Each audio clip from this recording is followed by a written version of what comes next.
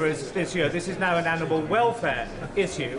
What conversations has she had with her right honourable friend, the Home Secretary, to make sure that these Commonwealth citizens can come in, they never overstay, they're only here for the shearing season, to make sure that sheep farming in Wales and indeed across the rest of the United Kingdom can be supported and continue to flourish?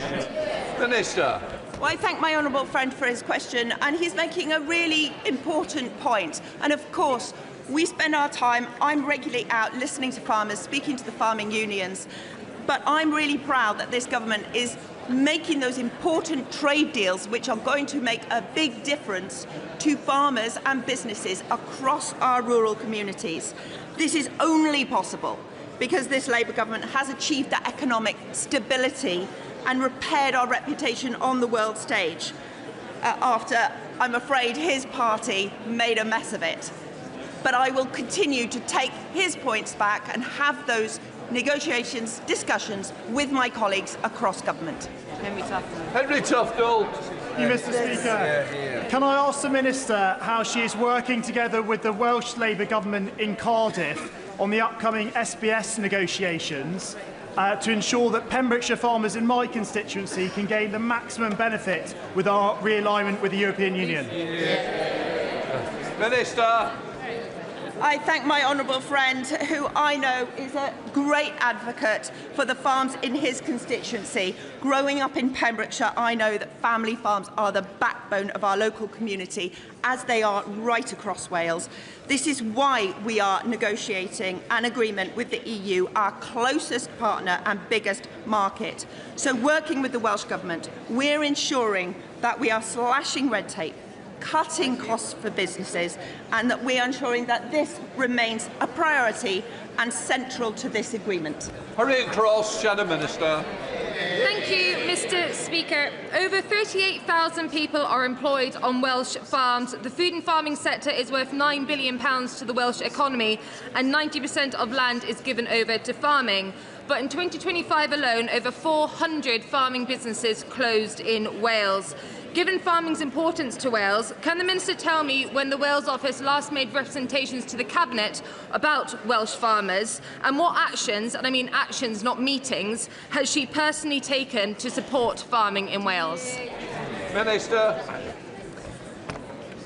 This Labour government has presided over the largest devolution settlement since records began, a settlement that has been used to provide £337 million of support to farmers right across Wales. And I wonder if the honourable member opposite remembers that not only did the Welsh Conservatives vote against this support, they introduced a motion to scrap the Welsh Government's Sustainable Farming Scheme. I thought that the Welsh Conservative slogan was "Farming needs a friend." That does not sound very friendly to me. Lorraine Beavers. Question number 5, please, Mr. Speaker. Minister.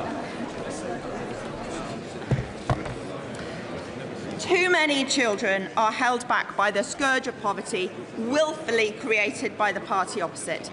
Our new child poverty strategy will lift more than 500,000 children out of poverty by 2030 across the UK, delivering the largest expected reduction since records began. Removing the two-child limit will benefit thousands of children in Wales. Lynn Beavers. Mr. Speaker, our UK Labour government's decision to scrap the wicked Conservative two-child cap will benefit 1,700 children in my constituency and 69,000 children in Wales.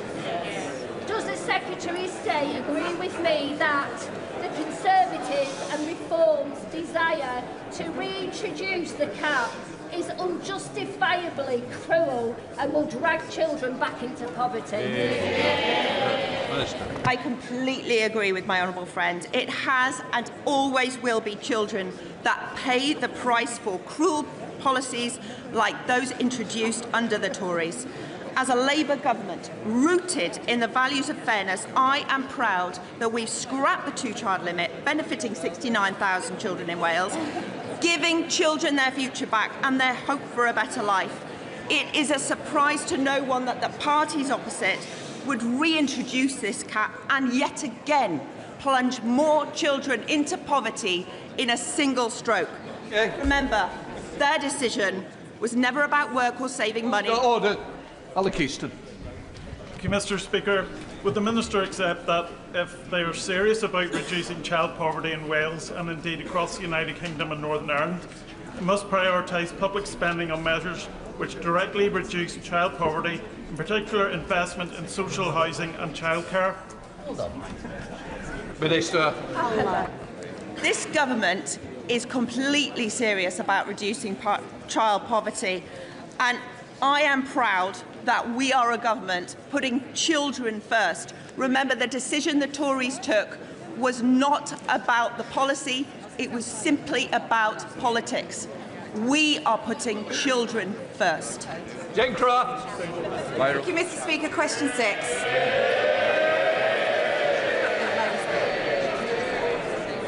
Six.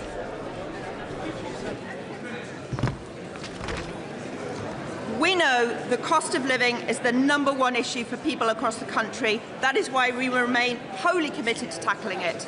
As a result of our actions, interest rates have already been cut 6 times since the election, energy bills cheaper this spring, and families getting a new mortgage are almost £1,400 a year better off than they were under the Tories. Jane Craft. Thank you, Mr. Speaker. Wages and inward investment are up, and economic activity is down, and interest rates have been cut 6 times. Labour's plan to lower the cost of living is clearly working, but we know that more must be done to put more money in people's pockets. Can the Secretary of State outline what steps she is taking to lower the cost of living? Minister. Go through.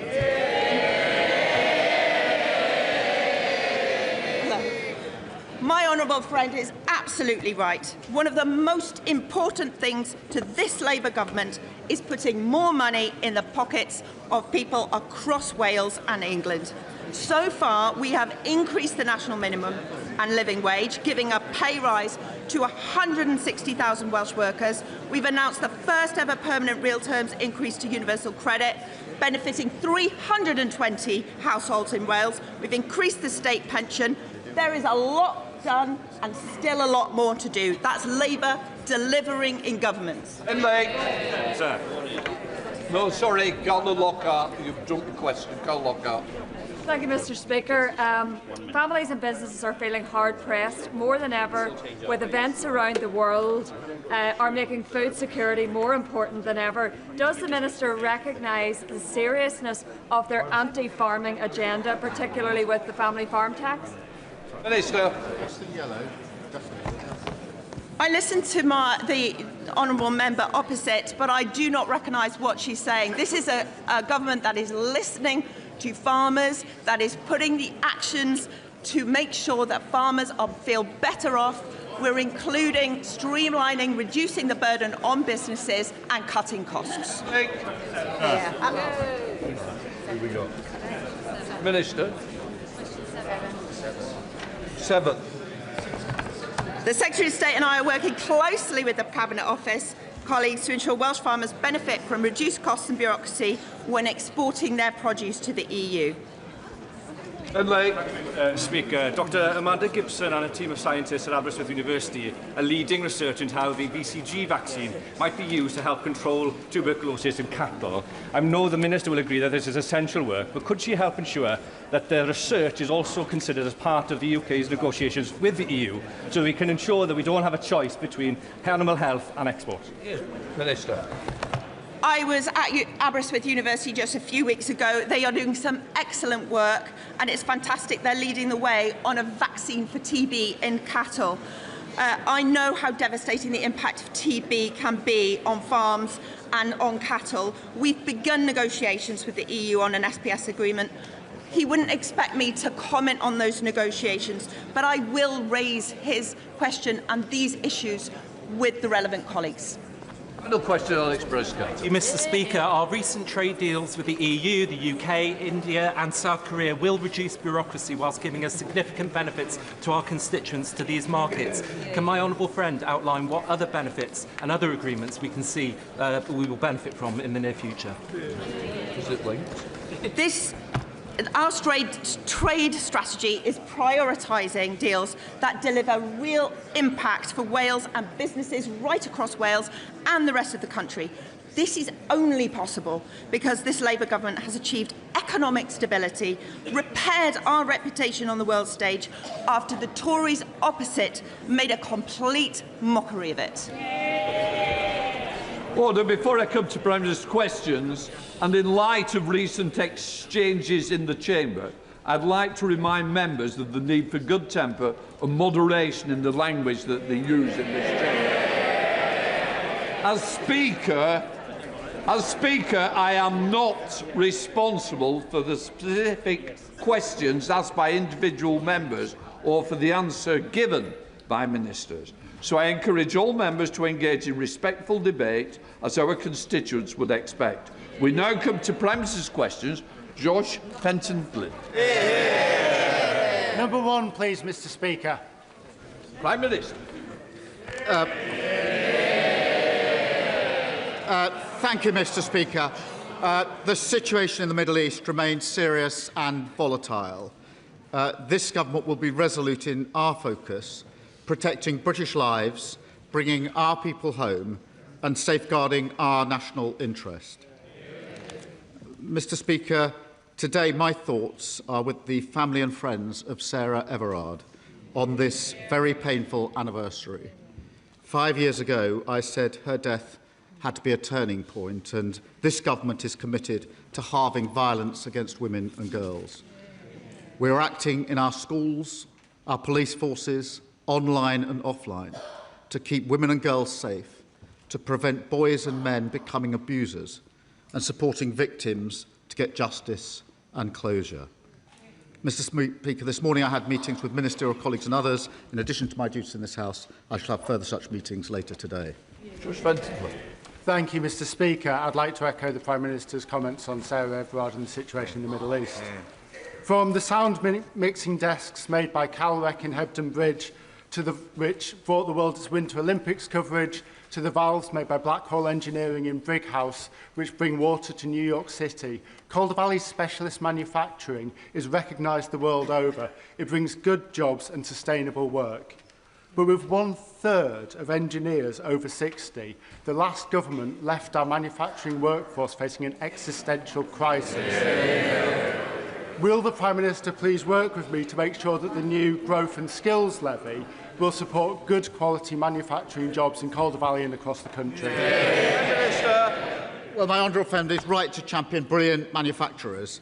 Our modern industrial strategy is driving up standards, investment, jobs and growth. And our Growth and Skills Levy ensures we have the skills we need, supporting more short courses in critical sectors, including engineering. We're investing over £700 million to support thousands more young people into apprenticeships, in stark contrast to the 40% fall in apprenticeships starts under the party opposite. Kevin Baird, not the Leader of the Opposition. Mr. Speaker, can I pay tribute to our brave servicemen and women in the Middle East during this very difficult period? Yeah. Our bases in Cyprus and Bahrain have now been attacked. The US has taken offensive action to destroy missile launch sites to defend British territory. Yeah. Why will the Prime Minister not allow the RAF to do the same? Prime Minister. Mr. Speaker, can I make clear this is obviously an extremely serious situation, and I know the whole country is worried about the potential for escalation.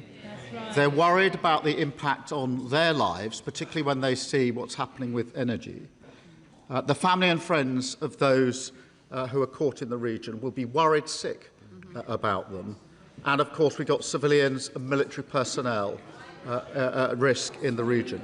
We need to act, therefore, with clarity, with purpose, and with a cool head. The protection of UK nationals is our #1 priority. And we're taking action to reduce the threat, with planes in the sky in the region, intercepting incoming strikes, deploying more capability to Cyprus, and allowing US planes to use UK bases to take out Iran's capability to strike.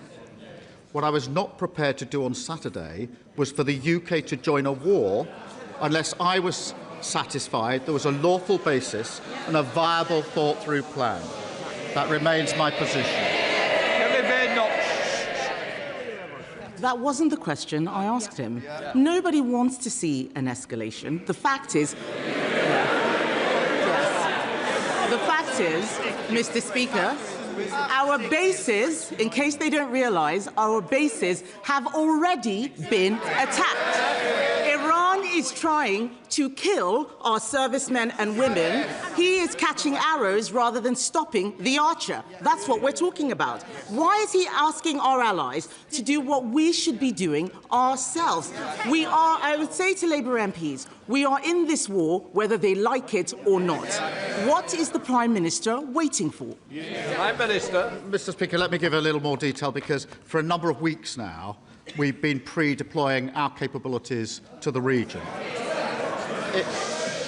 In doing so, we've been liaising very closely with the United States, as the House would have expected. Therefore, radar systems were pre-deployed, ground-based air defence was pre-deployed, counter-drone systems were pre-deployed, and F-35 jets were pre-deployed. Mr. Speaker, that is why, since Saturday morning, multiple F-35s and Typhoons have been in operation not just in the Middle East, but across Cyprus. Further missions were flown overnight, Typhoons defending in particular Qatar, and F-35s defending other regional parties. We're resupplying our air defence missiles today. Wildcat helicopters with anti-drone capabilities will be in Cyprus this week, and HMS Dragon will be deployed to the Mediterranean. And of course, in agreement with the ES, they're using our bases to conduct the operations to strike Iranian missiles and launchers. Mr. Speaker, that is the action that we are taking. That is the agreement that we've reached with the United States to protect our nationals. Mr. Speaker, the Prime Minister has read out a long list. It is not enough. He says that we are pre-deploying. The one ship which we are sending, HMS Dragon, is still in Portsmouth. The fact is the Type 45s cannot take out incoming missiles. This is not enough. He's read out a long list. The people who understand know it is not enough. He should be doing more. Yesterday, the Chancellor could have given more money to defence. Instead, I don't know why they're laughing. I don't know why that's funny. Yes, not funny. Yesterday, the Chancellor could have given more money to defence. Instead, she gave more money for welfare. Their priorities are all wrong, Mr. Speaker. Their priorities are all wrong. They can chanter as much as they like. The fact of the matter is that the war in Iran is happening now. Order. Mr. Bailey, I don't like that. I don't think it becomes you either. An officer and a gentleman, I expect more. Come to bed, no. The fact of the matter, Mr. Speaker, is that the war... I can lip read as well. So please, let's learn something. If not, you'll learn the way out. Come to bed. Mr. Speaker, the country is not going to be distracted by Labour MPs moaning. The fact of the matter is that the war in Iran is happening now. But the OBR say the government won't hit 3% on defence for 5 years. The war is happening now. There is no urgency from the Prime Minister. Why is he leaving the job of funding our armed forces to the next government? Prime Minister. I'm not going to take lectures on defence from the party opposite.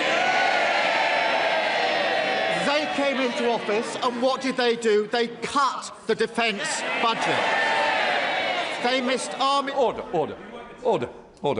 Mr Philp, you've moved from there to there. You're even louder here, so I think twice. Prime Minister.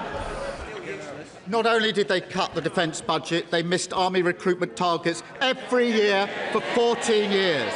They left morale in our armed forces at an all-time low, and our forces hollowed out. That's the words of Ben Wallace, the former Defence Secretary. Labour, by contrast, is delivering the biggest boost to defence spending since the Cold War. £270 billion over this Parliament. And we're doing that because we're focused on what matters. And she's right. The war is, of course, happening now. We have to focus on that. Across the country, people are worried about those that are trapped in the region. And, Mr. Speaker, that is why we're taking action. And I can update the House. That yesterday more than 1,000 British nationals arrived back in the UK on commercial flights from the UAE. A further 8 flights are due to leave the UAE to the UK today. I can confirm, Mr. Speaker, that the first charter flight is expected to leave Oman later today, and 2 more will come in the coming days. The country really does want to know this. I'm sorry.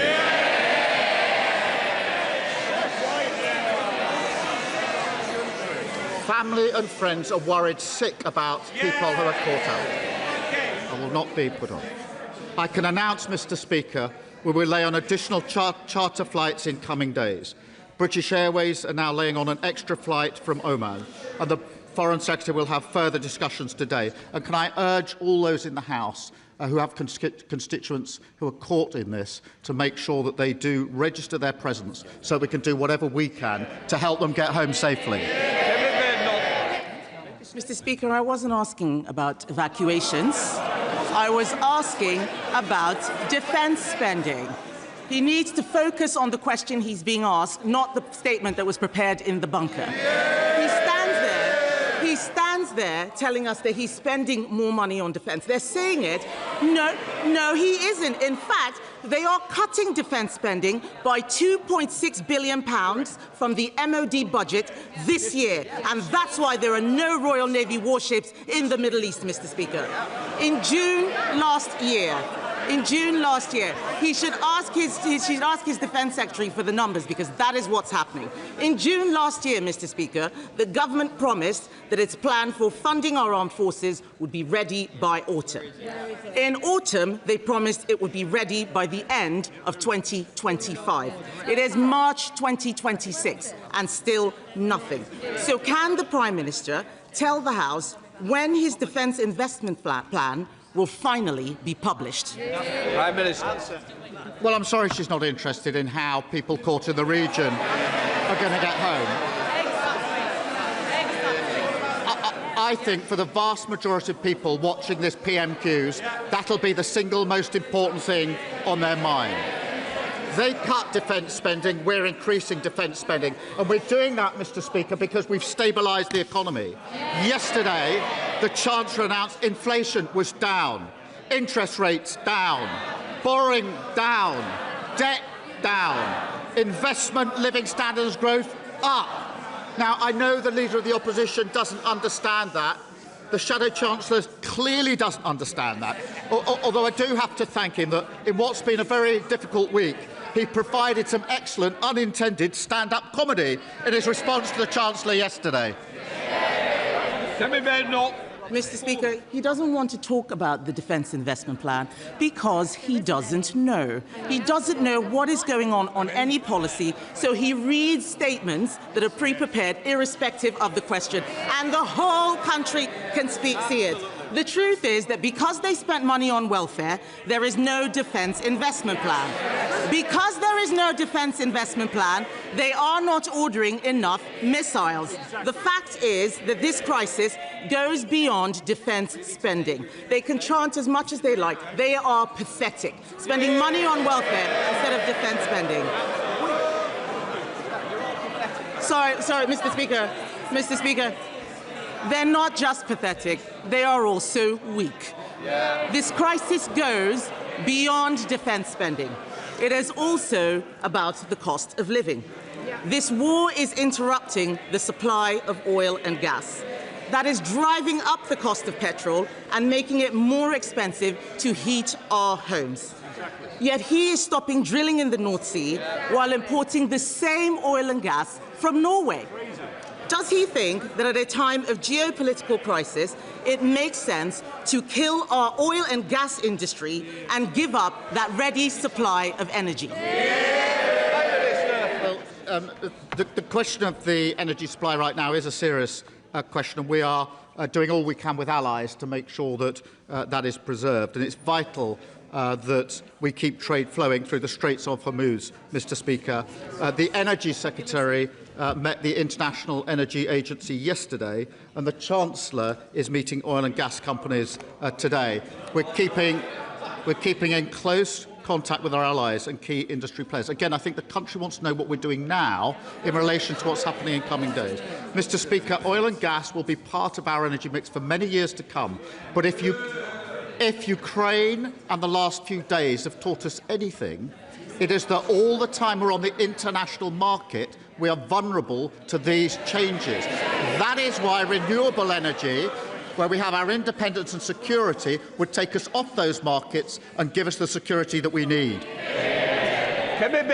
Speaker, the Prime Minister again does not understand the energy transition. You do not need to stop drilling in oil and gas to get renewables. This is basic stuff. He doesn't understand his policy. He's got a sea of orcs and goons who have no idea how anything is working at all.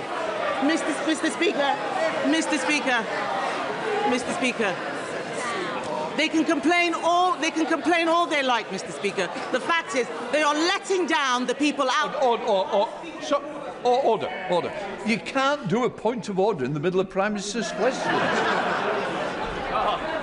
Mr. Speaker. Ask my question.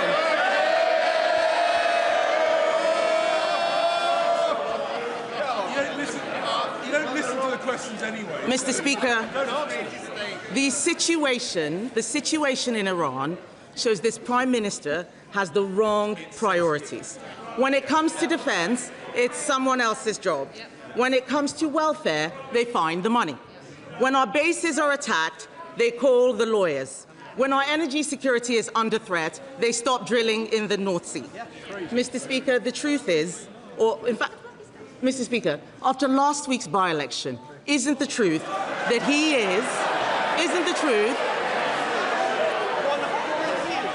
that they might not like to hear it, but they are going to hear it, Mr. Speaker, whether they like it or not. Is it not the truth that he is prioritising his job security over our national security?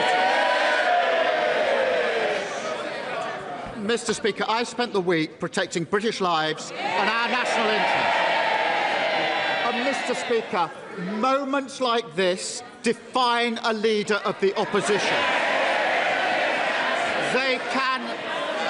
They can either step up, act in the national interest and show that they're fit to be Prime Minister, or they can expose their utter irrelevance. She has chosen the second.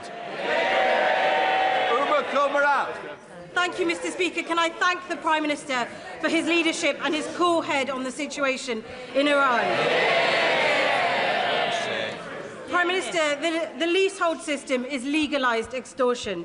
Last week, I met with dozens of my constituents, their leaseholders and their tenants' residents associations. They're all telling me the same story. Every single month, they're paying hundreds of pounds while their service charges keep skyrocketing. They're trapped between bad managing agents and a system that is broken. Can the Prime Minister tell me what this Labour government is doing to right this wrong once and for all? Prime Minister. Well, I know my honourable friend has been fighting for her constituents and holding management companies to account.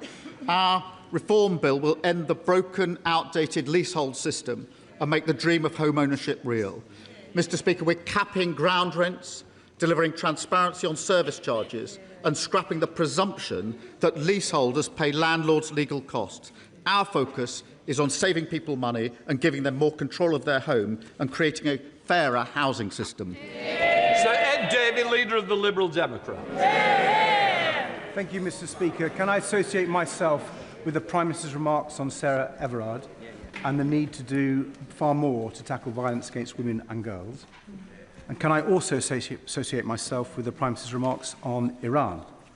As we rightly debate how to make tax exiles pay their fair share, it is absolutely right that the government does everything it can to get all British citizens to safety.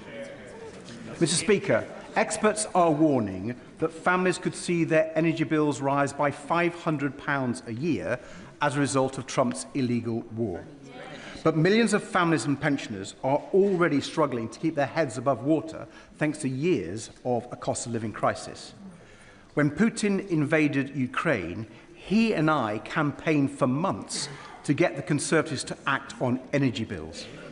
This time, will the Prime Minister save families that anxiety and give a cast iron guarantee today that he will not let energy bills rise by £500 this year? Prime Minister.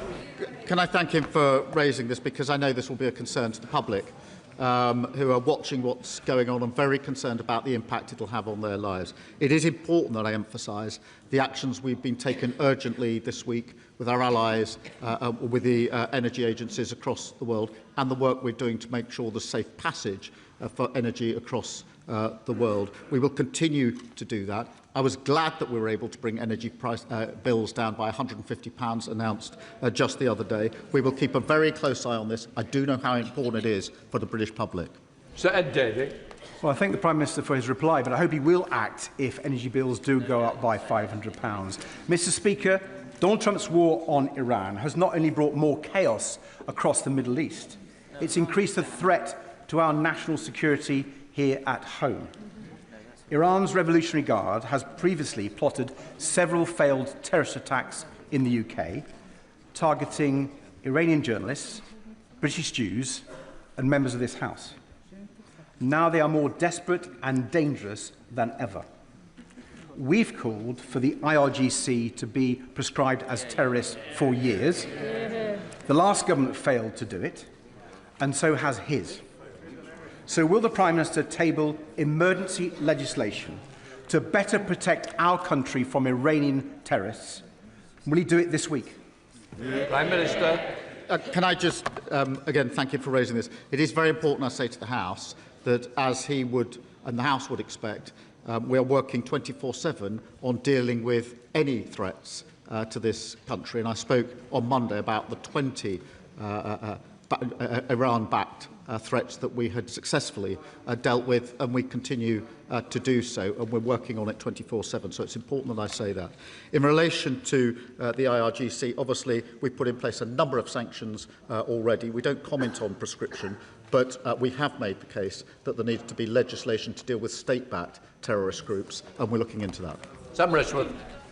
Thank you, Mr. Speaker. The surge in the global cost of oil and gas has the risk of pushing up food and energy prices, which is a real concern for my constituents in Bishop Auckland, just as we're turning a corner on the cost of living crisis.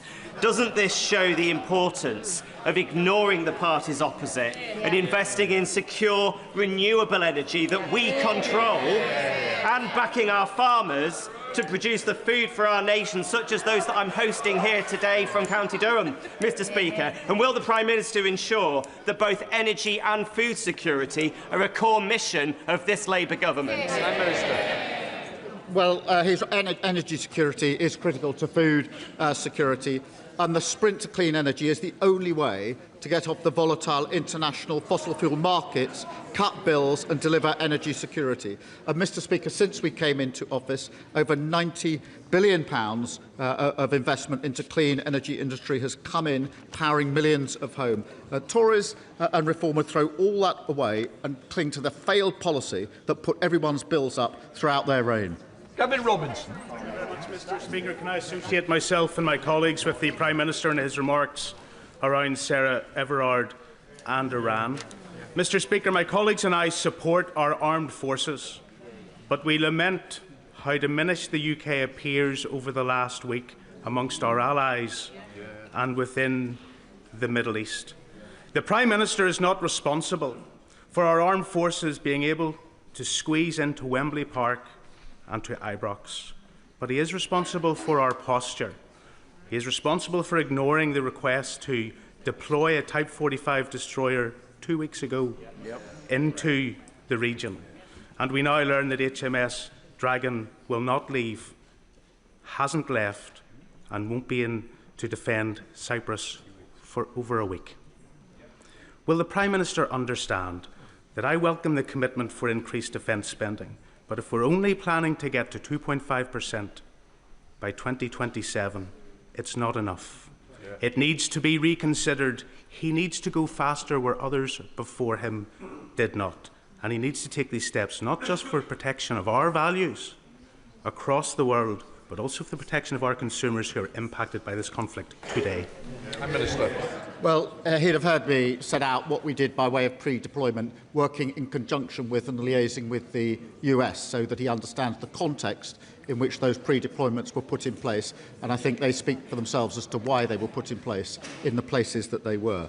In relation to defence spend, obviously we're increasing it to 2.6% of GDP. That's £270 billion over the Parliament. But as I said in the speech I gave in Munich just a couple of weeks ago, we're going to have to spend more and faster after the years of underinvestment and troop cuts.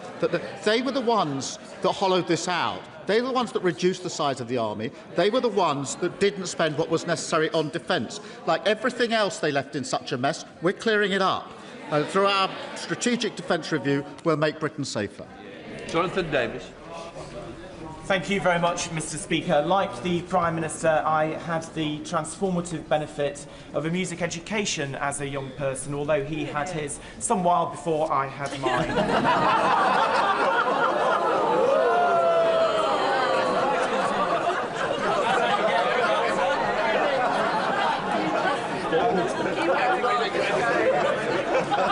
After more than a decade of declining music in schools, the government's new National Centre for Arts and Music Education and measures coming through the curriculum review will ensure that more young people benefit from the opportunities that my right honourable friend and I both had.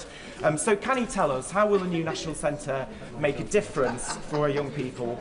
And what is the government doing to address funding shortfalls currently facing England's music education hubs, including mine in Derbyshire? He still loves the backbenches, Prime Minister.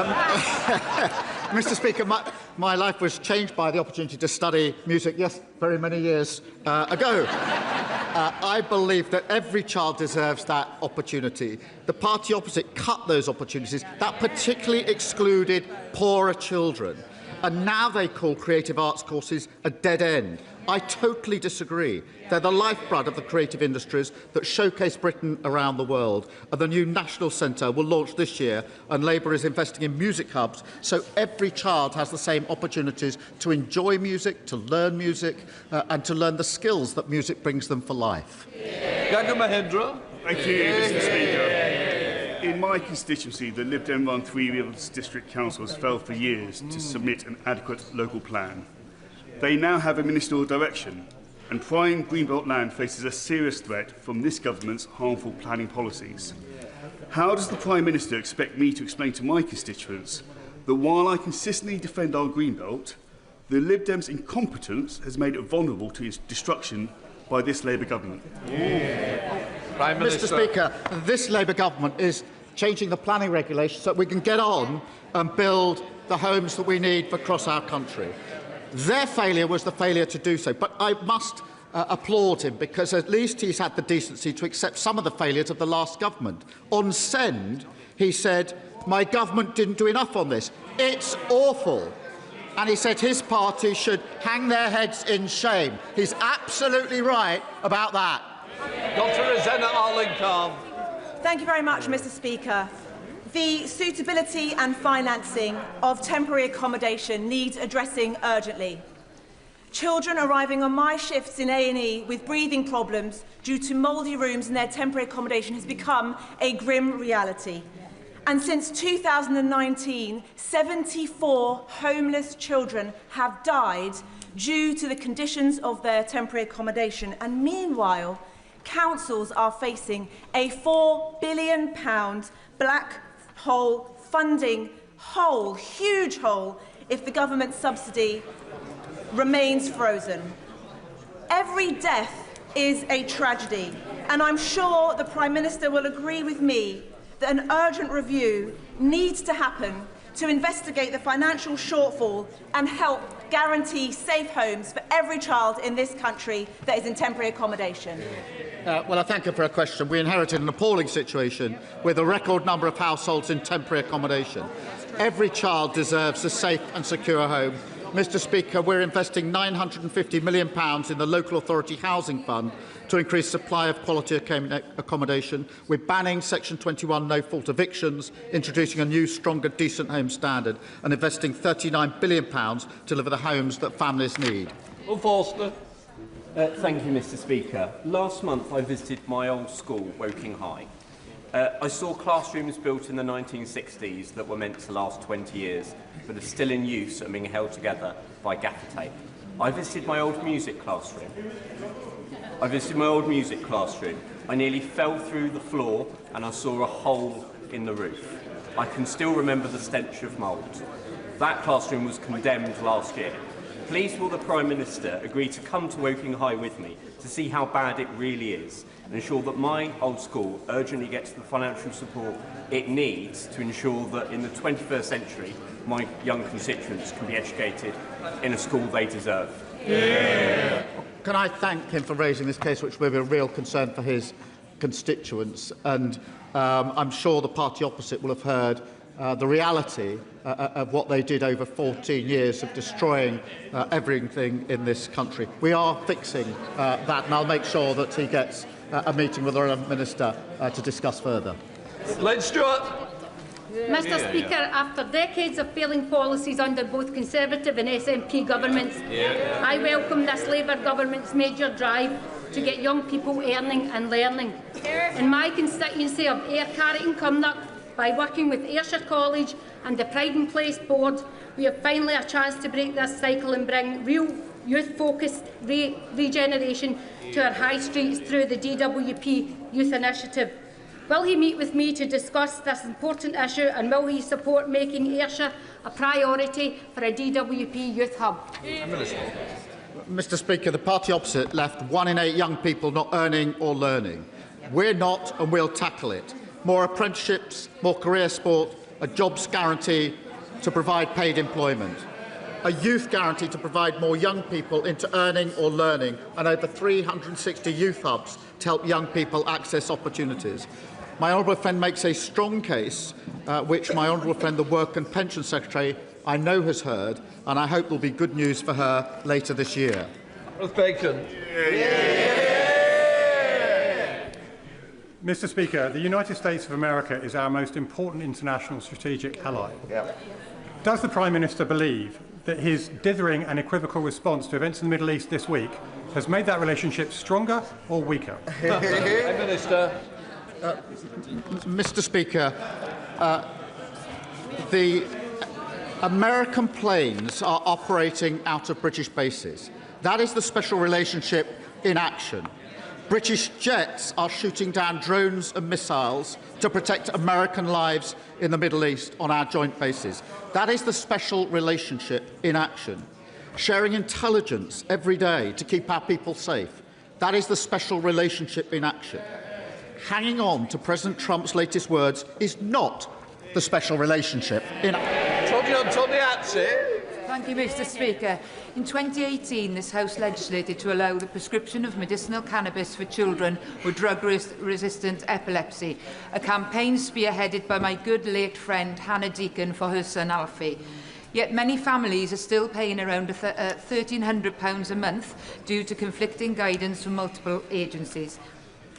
Does the Prime Minister recognise that this isn't the will of the House, and will he agree to work with me and the Secretary of State for Health to secure a modest £2 million required for an observational study to relieve these families of this unacceptable burden? Prime Minister. Hannah Deacon's campaign for her son Alfie was remarkable, and I know how much she's missed, and I thank my honourable friend for continuing to campaign. We are investing £8 million in clinical trials on cannabis-based medicines for conditions like drug-resistant epilepsy, and I want to see patients accessing safe, effective medicines and new treatments as quickly as possible. Thank you,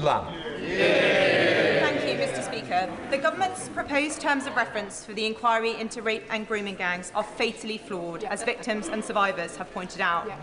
They won't address the role that race and religion played in motivating these crimes. They won't lead to prosecutions for those involved in the cover-up. And they won't even investigate all cases, only a select few. The consultation on these terms ends this Friday. If enough people call for changes, including through groomingangjustice.uk, will the Prime Minister please assure us that the final terms of reference will reflect these concerns? Minister. Baroness Longfield is now beginning the work of the inquiry, with victims and survivors at the heart of the process. Under this government, convictions that are at the highest level ever. We're introducing mandatory reporting on child sexual abuse and putting a legal duty on police to collect ethnicity data. But forgive me if I don't take suggestions from the honourable member who said people legally and settled here should go home to ensure that the UK is culturally coherent. That is a grotesque way to talk about our friends and neighbours, and I rather suspect that her next question will come from her sitting up there. Thank you, Mr. Speaker. 9 years, 4 months ago, Britain was basking in its success of the Rio Olympics. But each day, month and year since, women have lived with the chronic pain of undiagnosed endometriosis, according to Endometriosis UK's new report. The UK's average wait time for diagnosis has worsened since 2020, with women in Scotland waiting even longer, with an average wait time of 10 years and 2 months. At the start of Endometriosis Action Month, will he commit to reduce diagnosis wait times and end the lost decade for women living with endometriosis? Well, can I thank her for this and tell her that we hosted the International Women's Day event on Monday, and I spoke to so many women who are concerned about this issue. It is totally unacceptable that women have waited sometimes up to a decade for endometriosis diagnosis. We're renewing the women's health strategy, improving training for doctors and cutting wait times for gynaecology services. These will be prioritised through NHS Online or investing in research on how to improve diagnosis and treatment. Thank you very much, Mr. Speaker. After his inept and failed coup against the Prime Minister last week, Anna Sarwar announced Labour's Scottish new campaign slogan. It wasn't into the abyss, it was rather the inspiring hold your nose and vote Labour. But with the stench of the Mandelson scandal still in our nostrils and the stink still emanating in the Labour Together affair and just the general whiff of rot hanging over this doomed Prime Minister after his hammering at Gorton and Denton, isn't it the case for Scottish voters that some smells are simply too unpleasant to ignore? Prime Minister. Anna Sarwar has been asking his party to be honest about the political pressure they applied at the Queen Elizabeth University Hospital and taking the action that's needed to reassure patients and families. This scandal shows how much Scotland deserves change with Anna Sarwar. Thank you, Mr. Speaker. In my constituency of Watford last week, several amazing charities held their annual sleep out. They raise awareness of homelessness with people signing up to sleep outside at Watford Football Ground. Over 120 people raised over £15,000 of vital funding, and over 200 attended, including the volunteers. Watford FC Community Sports Education Trust, New Hope, Hearts Young Homeless, One YMCA, Dens and Hand on Heart did a fantastic job. Britain's Got Talent semi-finalists Electric Umbrella were on hand to give a performance to participants. Will my right honourable friend congratulate their efforts and outline what the government is doing to end the scourge of homelessness? Can I thank him for raising this, because everyone deserves a safe place to call home. And let me pay tribute to all of the organisations working to tackle this.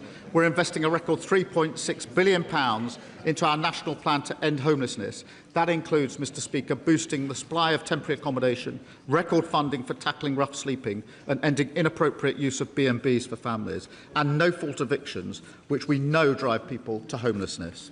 Final question, Zoe Franklin. My constituent Hannah tragically ended her life using a substance purchased from overseas. Following her death, the coroner issued a prevention of future death report containing specific recommendations. Since 2019, Molly Rose Foundation has identified at least 65 similar cases where coroners have made recommendations to separate government departments. Progress on these issues has been slow, and vulnerable people continue to be left at risk as a result. Will the Minister set out what steps the Government will take to ensure systematic oversight of coroner's reports and their findings, and will he support proposals for an independent national oversight mechanism to track trends in preventable deaths and ensure lessons are learnt so that future lives can be saved? Prime Minister. I thank her for raising the individual case and the general cases and reassure her we are working on the very issue that she's raised. Okay. Point of order, Katie Lamb. The Prime Minister has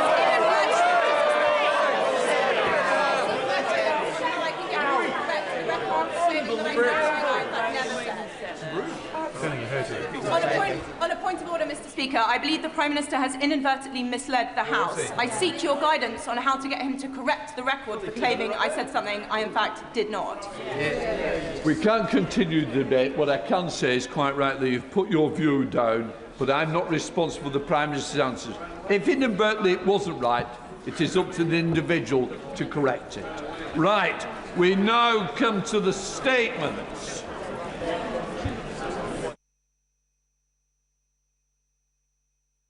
Mr. Jarvis. With your permission, Mr. Speaker, I would like to make a statement regarding 3 arrests that took place this morning as part of counter-terrorism policing investigation into suspected National Security Act offences. I can confirm that this relates to China. I can also confirm that this relates to foreign interference targeting UK democracy. Mr. Speaker, for reasons that you will understand, it would not be appropriate for me to comment on any aspect of what is now a live investigation. It is absolutely critical that we do not hamper the work of the police or prejudice any future legal processes by what we say in this House today. I would, however, point the House to what the counter-terrorism police have just said in their own statement, namely that this morning officers from counter-terrorism policing arrested 3 men as part of an investigation into suspected National Security Act 2023 offences. All 3 men were arrested on suspicion of assisting a foreign intelligence service contrary to Section 3 of the National Security Act. Of course, any decision as to whether to proceed with a prosecution would be a matter for the Crown Prosecution Service. Now, Mr. Speaker, this government stands resolute in our resolve to counter foreign interference activity targeting the UK from any state actor. The government has been consistent and unambiguous in our assessment that China presents a series of threats to the United Kingdom. We remain deeply concerned by an increasing pattern of covert activity from Chinese state-linked actors targeting UK democracy. This involves attempts to obtain information on UK policy-making and interfere with our sovereign affairs.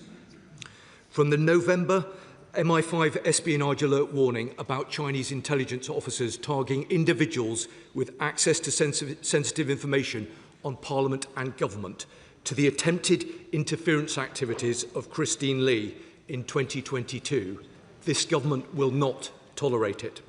And I can confirm to the House that British officials have formally démarched Chinese counterparts in London and Beijing about these allegations to raise our strong concerns. However, as this is a live investigation, it would not be appropriate to comment further. But let me be clear. If there is proven evidence of attempts by China to interfere with UK sovereign affairs, we will impose severe consequences and hold all actors involved to account. In the meantime, the government is taking robust action to ensure the UK's democratic institutions and processes are a hard target for this activity. The National Security Act provides our intelligence agencies and law enforcement with the modern legal tools they need to deter, detect and disrupt the full range of state threats. The action counter-terrorism police have been able to take this morning is an example that that legislation is working well.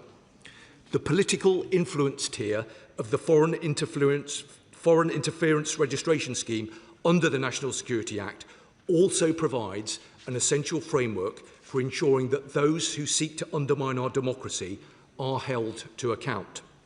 I also continue to drive across government the delivery of our counter-political interference and espionage action plan, which I announced to Parliament on the 18th of November.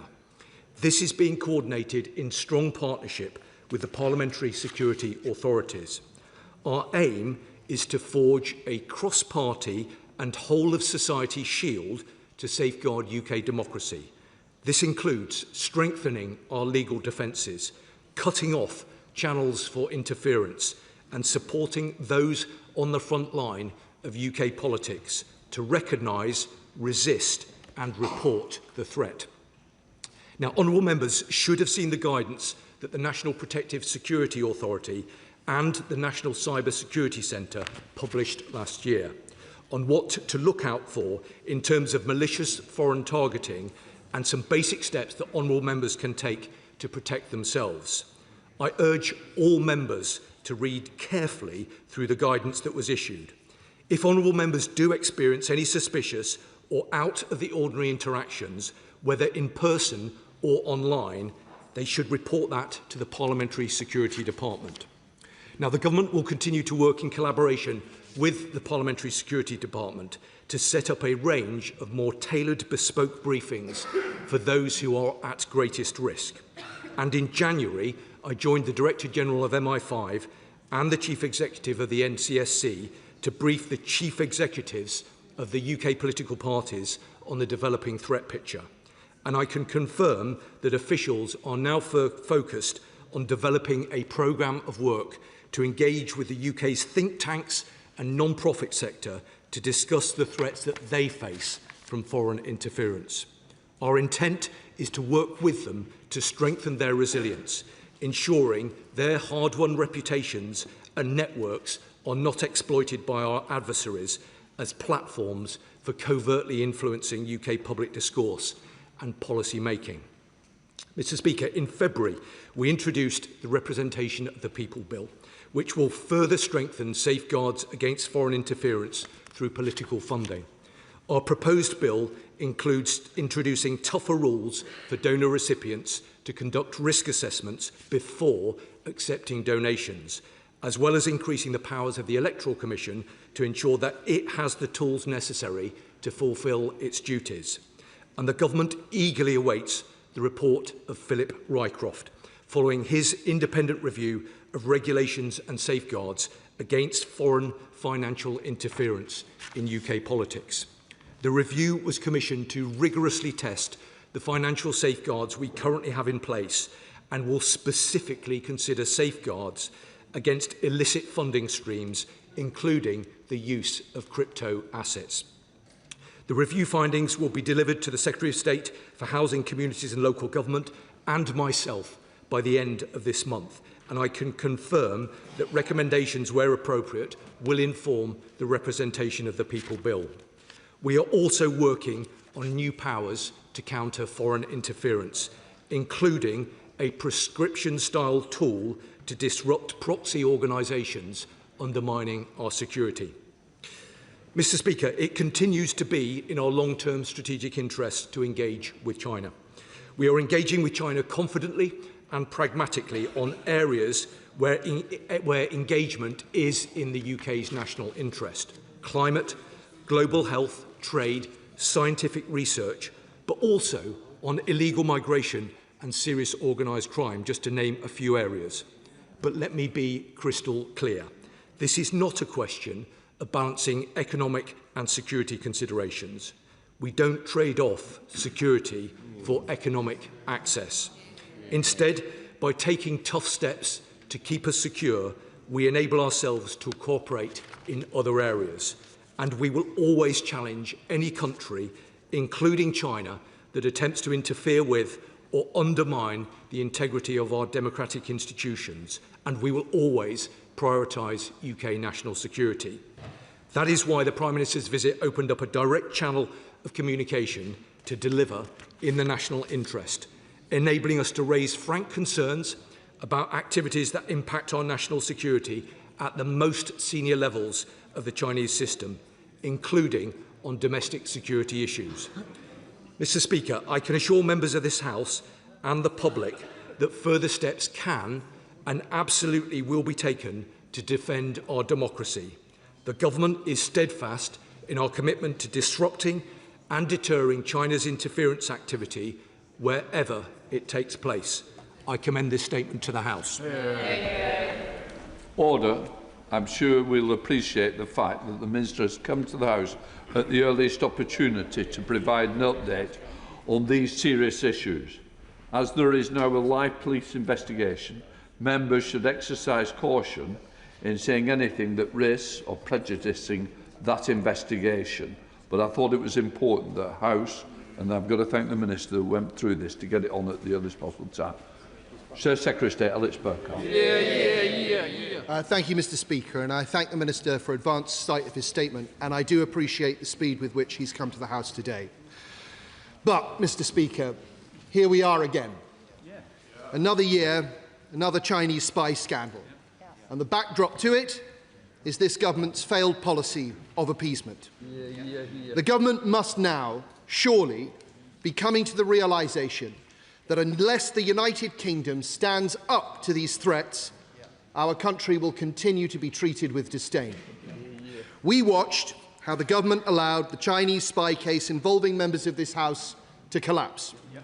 We watched as, despite the interference in our democracy, the government approved the Chinese mega embassy in London.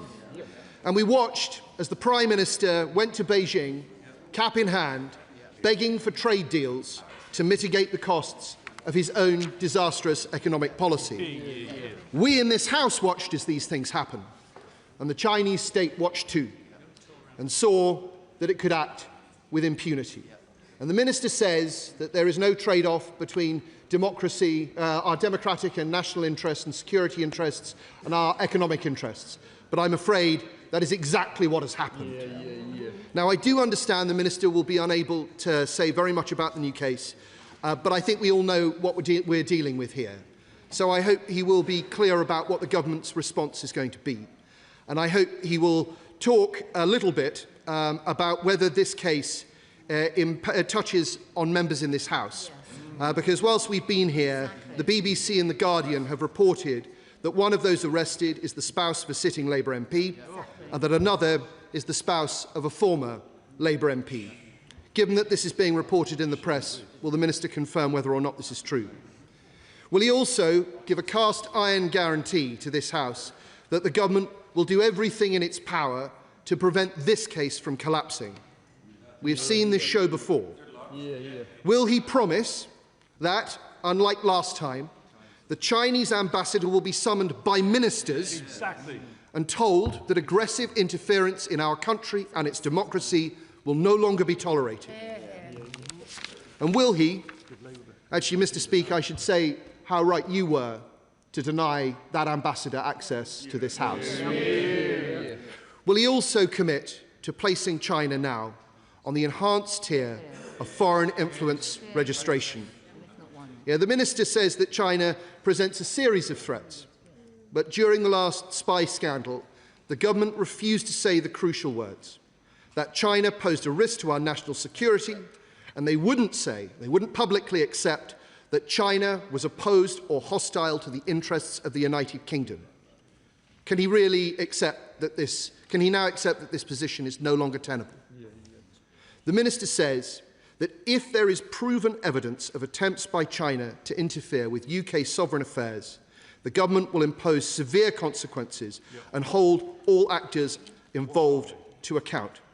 Look, we sincerely hope that this is true. But it wasn't true last time, Mr. Speaker. And so here we are again. And we will, unless this government finally steps up, be back here time and time again. Thank you, Mr. Speaker. Well, can I thank the honourable gentleman for his response? I mean, I'm grateful to him for acknowledging the speed at which the government has sought to bring forward a statement. And I know that he and right honourable and honourable members will understand that there are very strict limitations in terms of what I can say about what is obviously now a live police investigation. But let me also say that I hope I speak for all sides of the House when I say that these are the most serious matters that require us as a House to put the protection of our democracy above any political point scoring, and that is the way in which we should approach these proceedings. Now, he's sought, for reasons that I understand, to critique the government's position, and I understand why he sought to do that. But I can say to him that I am confident in the government's response to this incident and to our wider agenda on countering political interference.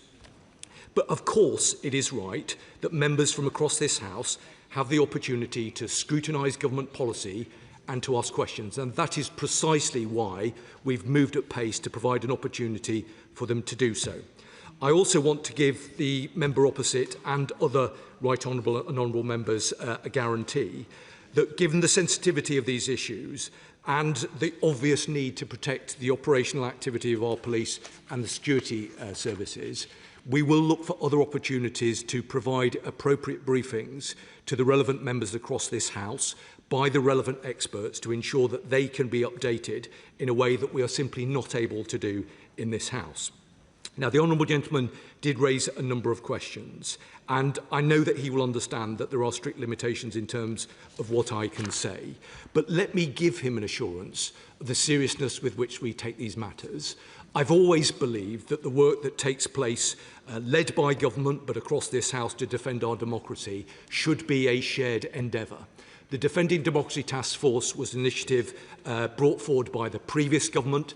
This government has invested in it. It is the fulcrum point by which we coordinate activity across government and with law enforcement partners, working very closely with Mr. Speaker and the parliamentary security authorities here in the House to ensure that our elected representatives are properly protected against the threats that we face. And I give him an assurance of the government's absolute determination to stand with all members to ensure that they are properly protected. Now, he knows, because we've had these exchanges on numerous occasions, that matters relating to prosecutions are very specifically matters for the Crown Prosecution Service.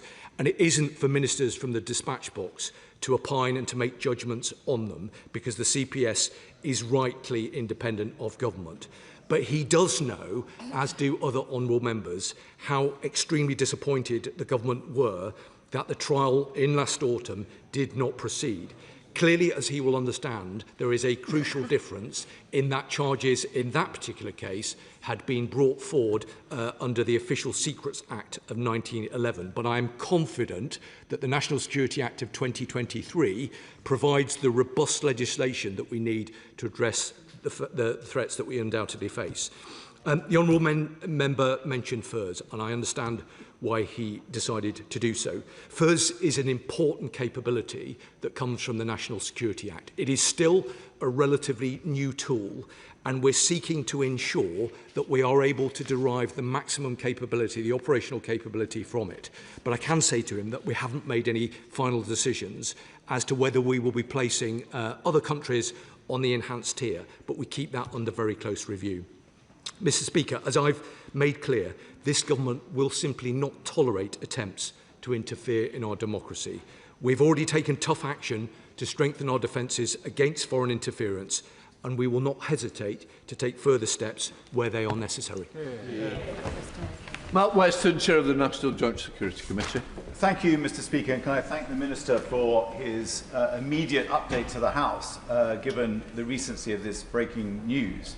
He'll know, of course, that the Joint Committee on National Security Strategy did its report into the case of Cash and Berry and made certain recommendations. Of course, the 2023 Act is now fully in place, which, of course, was post the original Act undertaken allegedly by Cash and Berry.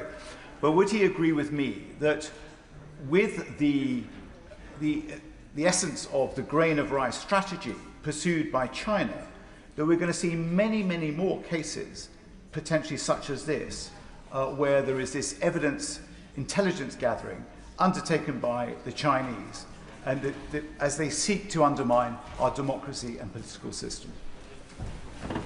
Thank you, Mr. Speaker. I'm grateful to him and his committee for the important work that they do, and I'm very grateful for the report that they published, and he will have seen the comprehensive response that he got from the government. Let me say to my honourable friend, Mr. Speaker, that what we want to do and what we are doing is ensuring that the United Kingdom is the hardest possible target to those who would seek to interfere in our democracy. That is why we are investing in the processes of the Defending Democracy Task Force. That is why we commissioned the Rycroft Review. That is why I announced the Counter-Political Espionage Action Plan. There is a lot of work taking place across government, working with law enforcement to ensure that we are protecting our institutions and our elected representatives. I convey, I hope, to him and to the House the seriousness with which we take these matters, but I want this to be a shared endeavour working with parliamentarians of all colours. This affects us all, but the government is working at pace to stand against that threat. Lisa Smart, Liberal Democrat spokesperson. Very much indeed, Mr. Speaker, and I thank the Minister for advanced sight of the statement, even if at this stage he's rather limited in what he's been able to say.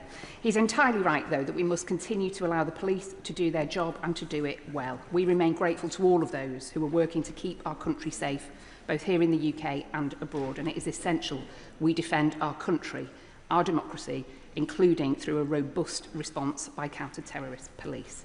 The arrests this morning highlight the continued reach of foreign interference in the UK, whether it's spying in its raw sense or the pervasive and persuasive influence of foreign money in our politics. The government could be doing more to put an end to the clout of foreign money in our democracy. And there's an opportunity to limit the influence of foreign money through the Representation of the People Bill. But a spotlight on corruption has made clear provisions in the bill as it stands, looking at company revenue rather than profit, can be easily exploited and far too easily gamed to allow foreign money in, and this must stop. The Security Minister mentions the Foreign Influence Registration Scheme in his statement, but, and not for the first time, Mr. Speaker, wasn't able to mention any plans he has to add China to the enhanced tier. Yep. How many times must we all come to this House to hear a report of further rounds of arrests under counter-terrorism legislation for this government to take this action? Does the government plan to review its decision to allow the building of the Chinese mega embassy? And will the government go further to stop foreign money being funnelled into our democracy, including an absolute donation cap and a ban on those who have worked for foreign regimes from making donations at all? Well, Mr. Speaker, I'm grateful to her, and let me take the opportunity on behalf, I'm sure, of all members in this House to thank those for the vital work that they do to keep our country safe. They are the best of us, and our national security is underpinned by their endeavours. She raised, I think, three important points. She's right to raise concerns about foreign money in our politics. The government does take these concerns incredibly seriously. It's precisely why we've commissioned Philip Rycroft to conduct at pace an independent review into this issue. Now, she may be aware that we debated these matters in Westminster Hall just a couple of weeks ago. I encouraged her party colleague to make formal representations to Mr. Rycroft. I'm grateful for her confirmation that they've done that. That is very much appreciated, because this is an important body of work that will provide recommendations to the Secretary of State for MHCLG and myself in the next couple of weeks in time to inform the representation of the People's Bill. So this is a very timely piece of work and a very good opportunity to ensure that that bill provides the protections that I think collectively we want it to. She mentioned FERS, and I understand again why she does so. FERS is a useful tool, but it is still a new tool, and we are working to make sure that it provides the maximum operational capability, and we're looking very carefully at how we can use it to best effect. She also mentioned the embassy. Again, I understand why she does. So she knows the government's position with regard to the embassy. Again, I'm a bit limited in terms of what I can say about that because of ongoing legal proceedings, but I refer her to the remarks that I made previously. There is a strong national security case for the embassy. She will have noted, I know, the letter that was sent to government from the Director Generals of MI5 and GCHQ, and I am confident that that is the right thing to be doing. Alex Beresford. Thank you very Very much, Mr. Speaker, and I want to thank the Security Minister for his statement and for all the work he does on the Defending Democracy Task Force. And put on record my thanks to the law enforcement authorities, national security agencies and so on.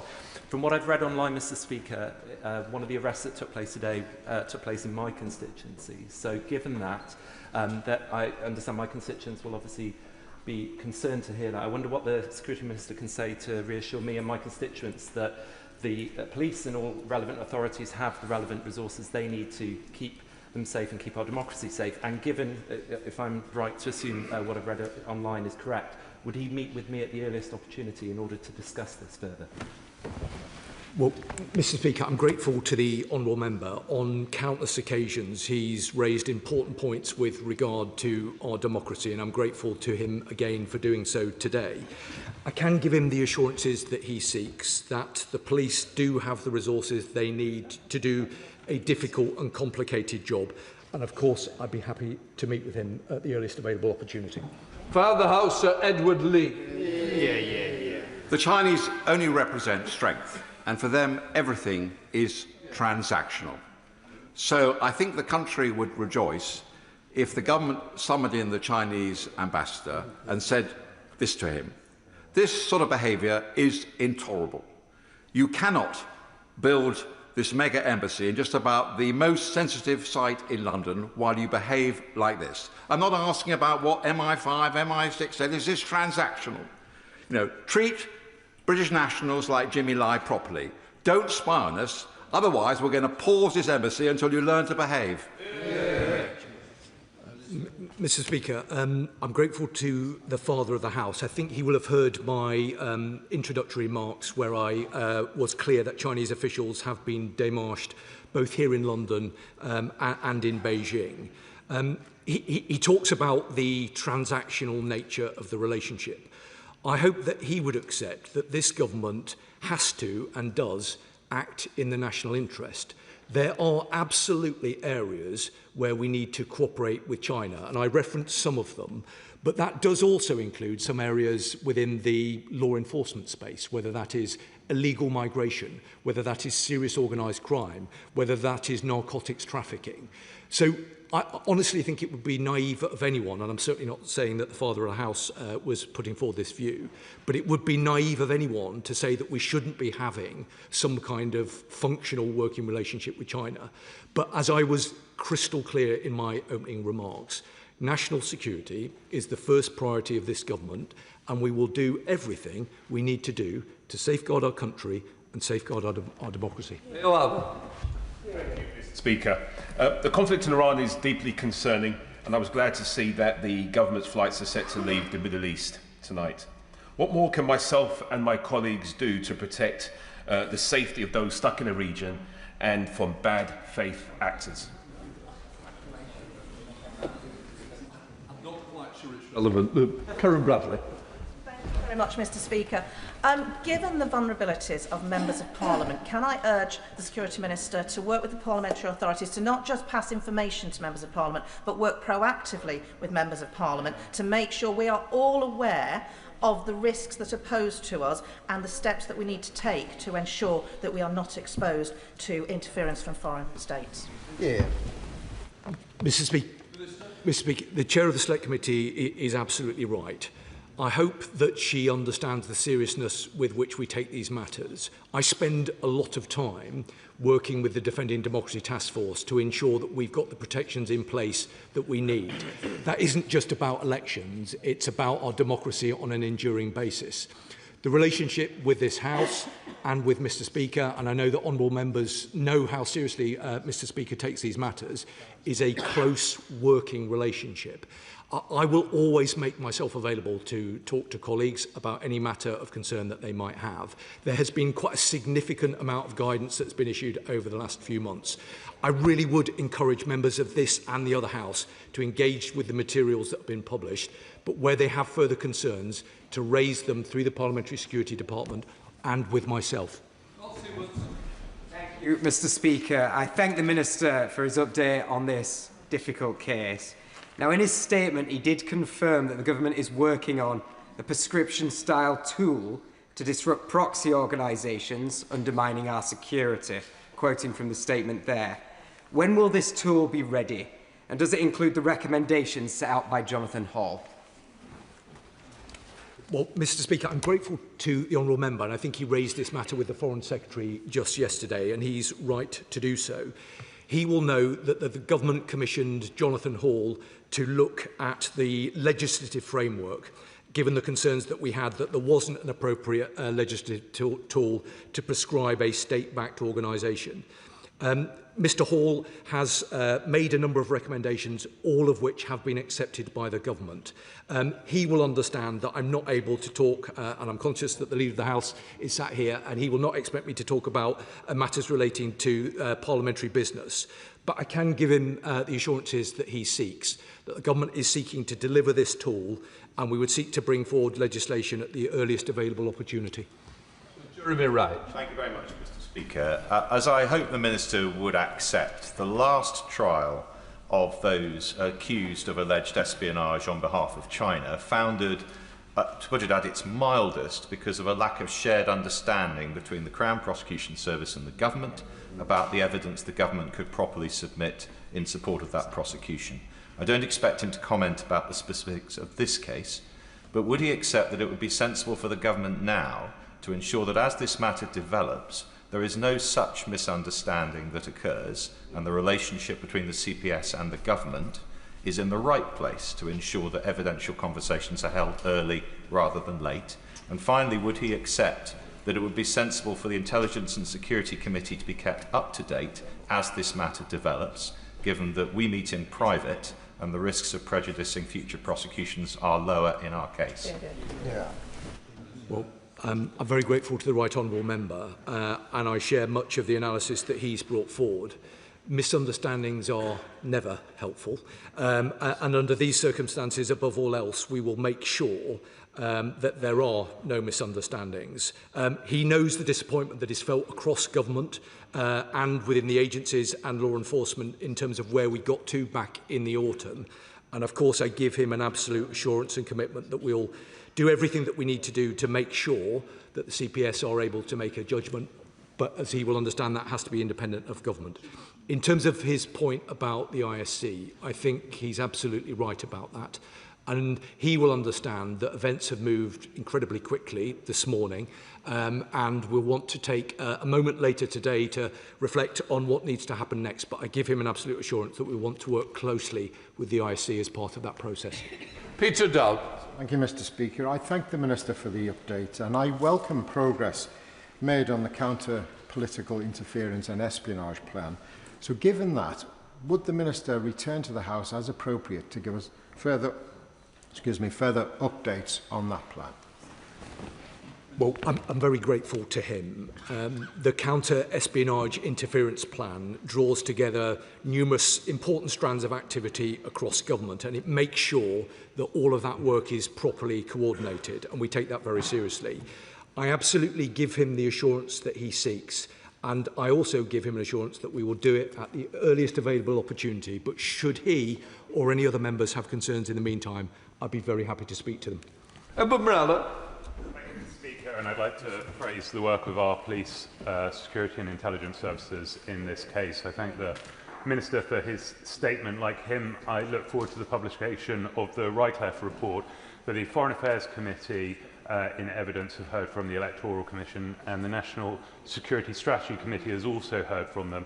I wonder if the government will consider new clauses to the Representation of the People Bill to widen and strengthen the powers of the Electoral Commission and, importantly, provide the necessary funding so that they can properly defend our democracy. Thank you, Mr. Speaker. All of the points that the Honourable Gentleman makes are entirely sound and reasonable. He will understand that we need to wait for the Rycroft review to report. I expect that to be in just a couple of weeks. We very deliberately sequenced it so that it can make recommendations in order to inform the representation of the People's Bill. He knows, I think, from previous contact that we've had through the committee, that these are matters that we take very seriously, and we will want to make sure that we've got all of the safeguards we need. I'm grateful for the confirmation earlier on from his frontbench spokesman that his party has engaged with that process, and I'd be very happy to discuss it further with them. Chris Vince. Thank you, Mr. Speaker. Can I thank my honourable and gallant friend for the work he does to ensure that our country and our democracy stays safe, both in his current role and also in his previous career as well. Mr. Speaker, you will be aware that democracy only happens in this place because of the House staff and also our MP staff that make a huge difference to us and make sure that we can do the job that we do. Can I ask the Minister how he's going to ensure that he can protect MP staff and House staff to ensure that they get that security as well? Well, Mr. Speaker, can I thank the honourable gentleman for his question? He's developed something of a knack of finding a really good question that I think most people will have in their mind. I can give him the assurances that we seek. It's important not only do we ensure that the protections are in place for our elected representatives, for those who step forward to serve in this House and in other places, but also their staff who work so hard and so diligently to serve them. There is a lot of work that still we have to do.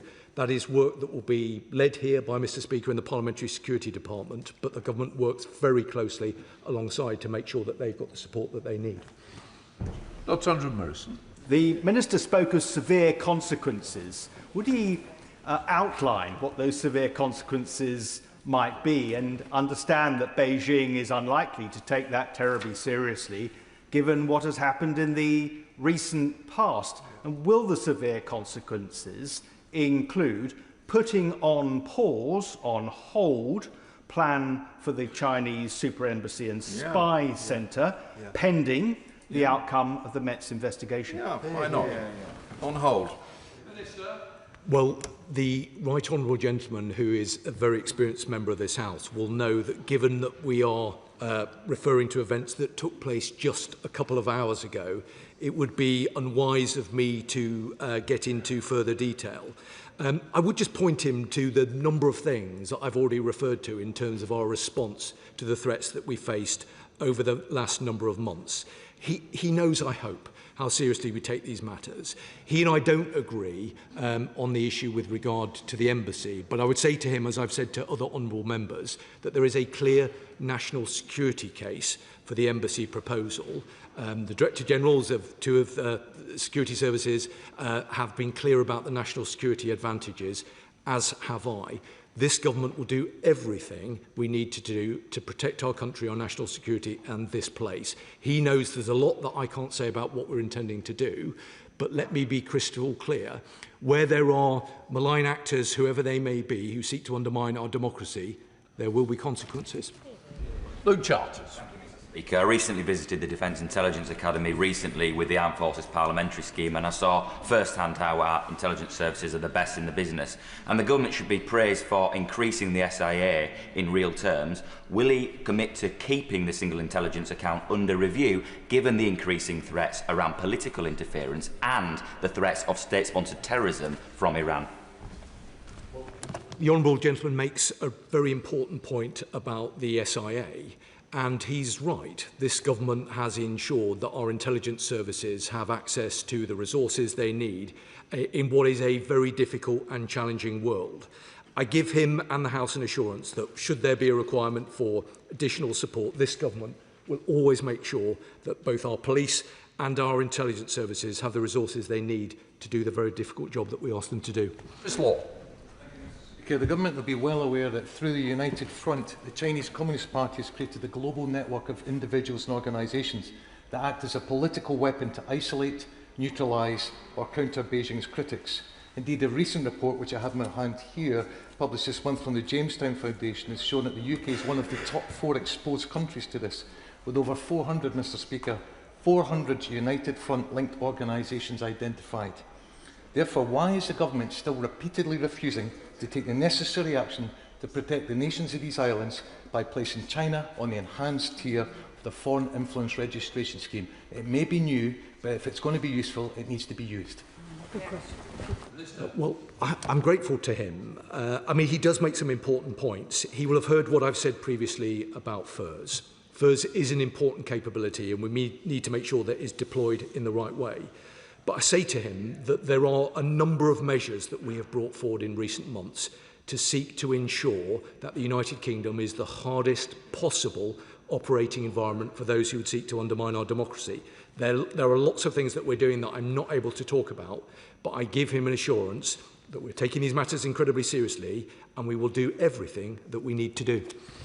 Thank you, Mr. Speaker. The Minister will know I've raised my concerns about foreign interference from Russia, from China, on many occasions, and today's events really underlines why that's so important. That's why I welcome the Rycroft review. It is fundamentally important that we get to the bottom of foreign interference in our politics. My only concern is that because the Rycroft review is specifically looking at financial interference, it may not have the scope to get the full facts of the matter. So if that does prove to be the case, will the Minister commit to doing everything in his power to make sure that we have further work on this so we do know the full extent of foreign interference in our democracy, in our elections and in this place? Well, Mr. Speaker, he's right to raise this, and he's consistently done so. I do think that the Rycroft review provides a very important opportunity to stocktake these threats and challenges and work out how best we are going to respond. But I absolutely give him the assurance that he seeks, that if there are measures not contained within the review, and I wouldn't want to prejudge it, of course, we will keep an open mind about what more we need to do. We do have a number of powers already that we need to make sure that we're using to maximum effect. But where there is a requirement for new legislation, new powers or additional resources, we won't hesitate to bring them forward. Dr. Kieran Millen. As the Minister has said, at the heart of this is the question of whether our enemies or malign actors fear the consequences of hostile acts against us, which is why many of us say that the embassy should be paused. But why would the Chinese be worried about consequences to spying when this week another malign actor attempted to kill British armed forces personnel, attacked sovereign territory and suffered no consequences? What lesson does the Minister think China will take from our failure to defend our own territory from military attack? Well, the honourable gentleman has raised his concerns and he's entitled to do so. I do think it was important, and many would not necessarily agree with this, that the Prime Minister went to China in order to have frank conversations relating to our national security. People should understand that if they seek to commit criminal acts or to undermine our democracy or attack our country or undermine our democracy, there will be consequences, and this government will make sure that this is the hardest operating environment. Richard Tice. Thank you, Mr. Speaker. I recently made a submission to the Rycroft review about my concerns about Chinese communist regime influence on the Labour Party. The Minister will understand, given that we now understand that the partner of a sitting Labour MP and the partner of a former Labour MP have been arrested today, the Minister will understand why I shall be updating that review ahead of my meeting with the Rycroft review next week. Could the Minister confirm whether or not the Rycroft review can take account of these arrests, or whether it will need to be extended until charges are not made? Well, Mr. Speaker, I'm very grateful to the honourable gentleman that he's taken the opportunity to contribute to the Rycroft review, not least because he and a number of his colleagues have an expert insight into the consequences of foreign interference. And I hope he's very much taken the opportunity to reflect on that and to feed that into the review. The review itself, of course, is being conducted independently by Philip Rycroft. He will report by the end of this month, which means, and of course it is independent, there is absolutely time and space for him to reflect on any events that have taken place recently. This is an important piece of work and it will inform government policy, not least in terms of cracking down on some of the foreign money, well, all of the foreign money that should not be in our politics. Again, it's a matter that honourable members in his party know quite a bit about. Mr. Speaker, China is a risk and we've got so much evidence of that. But despite this, the Secretary of State for Energy Security has signed an energy deal with China, which gives them cooperation with us on batteries, on offshore wind, on cables, on inverters. It effectively gives them access to our energy grid, and this is a massive risk. As Security Minister, was he consulted by the Secretary of State for Energy Security about this deal before it was signed? She raises an important point, Mr. Speaker. I can give her and the House the assurances that we've got checks and balances in place to ensure that decisions such as the ones that she's referred to are made in a way that enables our continued national security. We work collaboratively across government. It is a system that we inherited from the previous government, but we will do everything that we can to make sure that we are taking informed judgments. Where it's appropriate to take judgments that will aid economic advantage, of course we will do so. But underpinning all of that will be decisions to ensure that we make sure that nothing undermines our national security. Luke Taylor.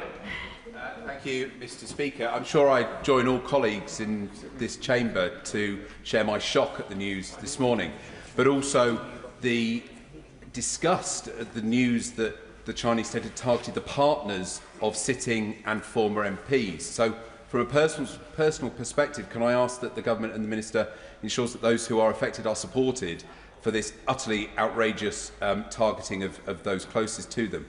Turning to the practicalities of what that may imply, can he reassure us all around the chamber that if through the inquiries any suggestion that information was accessed through a sitting or former MP that may well have affected the decision-making of the government, particularly towards the Chinese embassy, that that decision will be paused, will be reviewed and potentially reversed?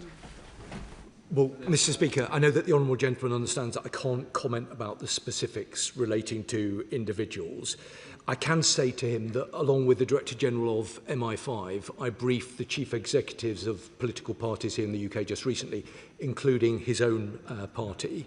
One of the points that was made at that briefing is that people who are involved in politics shouldn't make a view that it is only people who serve in government or in particular kind of positions of authority and responsibility who are a target. All of those who are involved in the wider political ecosystem are in play here, and that is an important message for people in this and outside of this place to understand.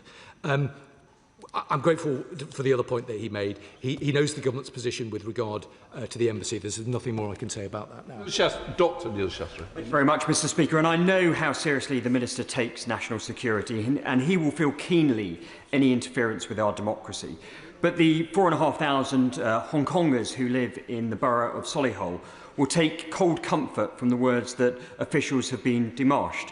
Can the Minister guarantee that the Chinese ambassador to the UK will be summoned by the Foreign Secretary for an interview without coffee? Well, I'm grateful to him, and he's right. I do take these things incredibly seriously, and I'm grateful to the point he made about Hong Kongers in his constituency. I mean, I can say to him that I have personally raised concerns regarding the arrest warrants and bounties directly with Chinese authorities, and he will have heard the remarks that I made earlier on with regard to officials being démarched. The Hong Kongers have an important role and play an important contribution in our country. He knows the government's position with regard to transnational repression. A lot of work has taken place through the Defending Democracy Task Force to make sure that people are and feel like they're protected. If he thinks there's more we should be doing, I'd always be very happy to discuss it with him. Liz Roberts. It's a source of concern that 2 of the 3 men arrested were arrested in Wales, and that they have close associations with the Labour Party. Given that the Senedd goes to the polls in just over 2 months, in the shadow, of course, of the Nathan Gill scandal, what support is to be given to the Electoral Commission to ensure that there are sufficient resources to safeguard those elections against the growing threat of foreign interference? Well, she's right to raise the importance of the work that the Electoral Commission do. They are a key member of the Defending Democracy Task Force, and we work very closely to make sure that they've got the powers that they need to do the difficult job that's asked of them. She will understand, obviously, that the Rycroft Review and the representation of the People's Bill will not provide legislative change in advance of elections that are taking place in May, which is precisely why we're working very closely with the devolved institutions, and we will be having further contact with them over the coming weeks in order to ensure that the important elections that are taking place around the country in May take place in a fair and free environment. That's what we all want to see. Mr. Speaker, can the Security Minister confirm whether the partner of the sitting Labour MP arrested on espionage charges of spying for China had a parliamentary pass? Well, I'm disappointed that the Honourable Gentleman didn't ask me about furs, because he's consistently done so, and I always enjoy our exchanges. He will understand I have come here at extremely short notice in order to provide an update to the House. I can't get into the operational details of matters that took place just a few hours ago. Just to reassure you, the answer is no. Carl Locker. Speaker, the Minister has said numerous times that the Government always prioritise UK national security. Those words ring hollow whenever we think of the Chinese embassy and the fact that this Government has granted a mega embassy close to underground cables carrying highly sensitive data. Surely, in light of these highly concerning developments, this Government should actually show courage, strength and leadership, and with immediate effect revoke the decision in the interest of national security. With great respect to the Honourable Lady, and I always listen very carefully to what she has to say because she represents a part of the United Kingdom that I have a long-standing interest in, but she's not right to say what she says about the embassy. I refer her to the comments that have been made by the ISC, the comments that have been made by the Director Generals of our security services. The arrangement that underpins the Chinese embassy involves the reduction of the diplomatic estate in London from 7 sites down to 1. I hope, when she looks at it in those terms, the Honourable Lady will understand that there are national security advantages from this proposal. Dr. Luca. Thank you, Mr. Speaker. A Member of Parliament's partner has been accused of spying for China. Now, the Minister's been asked several times, has the Foreign Secretary or the Home Secretary specifically asked and summoned the ambassador to come and explain themselves? If not, why not? The honourable member, I think, will have heard from my opening remarks that Chinese officials have been démarched both in London and in Beijing. I hope that he will also understand that we are referencing events that happened earlier this morning. Speaker, as Home Secretary, I delivered the National Security Act largely because of the threat posed by China. Now, if the media reports are true, what will the Minister...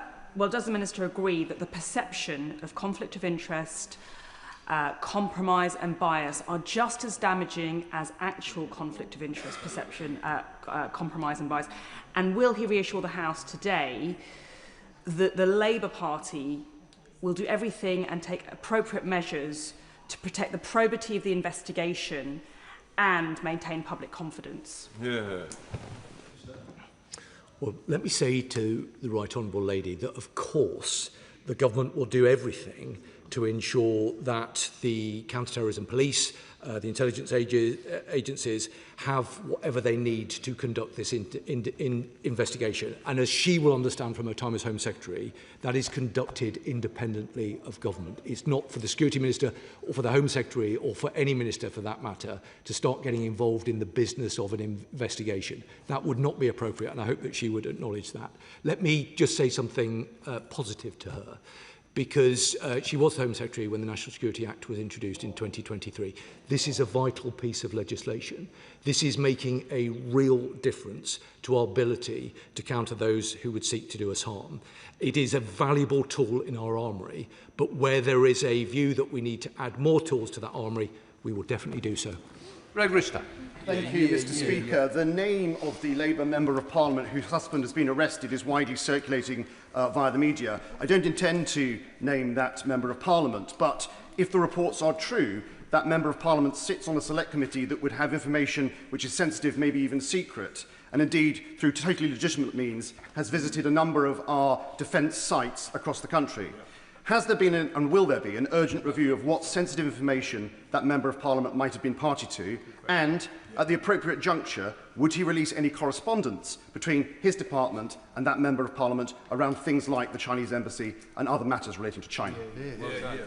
Well, Mr. Speaker, on the honourable gentleman's first point, he will understand that membership of a select committee is not a matter for government, but I know that Mr. Speaker will have heard the point that he has made, as have I.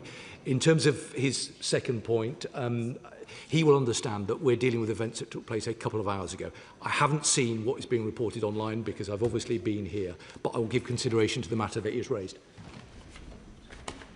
Oh, Jim. Still one to go, Mr. Speaker. Thank you very much. Can I thank the Minister very much for his answers? Nobody in this House doubts the Minister's commitment to find the answers, to ensure that the truth is out and that justice is done, and I thank him for that, and everybody respects that. I've highlighted when my constituents raised surveillance by the CCP, the Chinese Communist Party, in my constituency. I've highlighted when the APPG for Freedom of Religious Belief that I chair, our website was hacked and information removed that highlighted human rights abuses and persecution in China. The Minister's outlined very clearly what's going to happen here in the mainland. In Northern Ireland, we have a porous border with the Republic